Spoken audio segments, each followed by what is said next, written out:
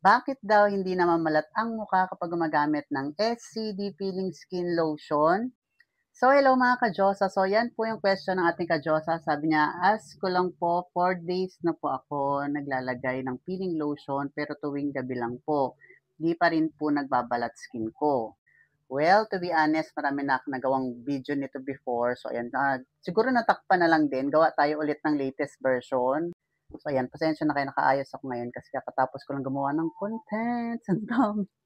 So, ayan, ano ba yung mga possible reasons or causes kung bakit hindi nagbabalat yung mukha nila kahit gumagamit sila ng SCD Peeling Skin Lotion?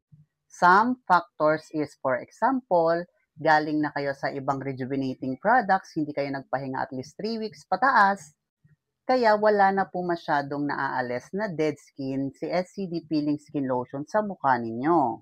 So kung meron po kayong gamit na rejuvenating product before, ayan, mag-stop muna kayo at least 3 weeks pataas bago po kayo gumamit ng SCD Peeling Skin Lotion. Another factor kung bakit hindi kayo nagbabalat, ito very common kapag oily. Okay? Oily po ang skin type. Oily skin type ako, so based na rin sa experience, hindi rin po ako nagbabalat ng malaki kapag sa mukha ko po siya ginagamit. Pero nakakaranas ako ng micro-peeling. Yung kapag ginanyan mo yung mukha mo, akala mo may nakukuha kang mga libag-libag, that is what we call micro-peeling. And then mapapansin mo yan kapag naglagay ka ng pulbos sa mukha mo, doon mo makikita yung parang bitak-bitak ng maliliit yung mukha mo.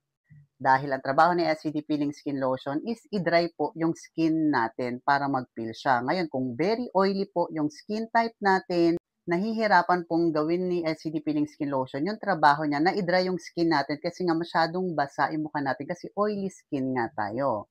Kaya nagkakaroon ng factor na nahihirapan po na mag-peel ng malaki yung mukha natin kapag gumagamit tayo ng SCD Peeling Skin Lotion. Ngayon, let's say, bakit hindi naman ako nag-rejuve before ako gumamit niyan, hindi ako nag-peel? Miss RC, hindi naman po ako oily skin type, but di po ako nag-peel? Or kahit micro-peel? The last question, since 4 days pa lang po kayong gumagamit, we have different skin type and skin sensitivity.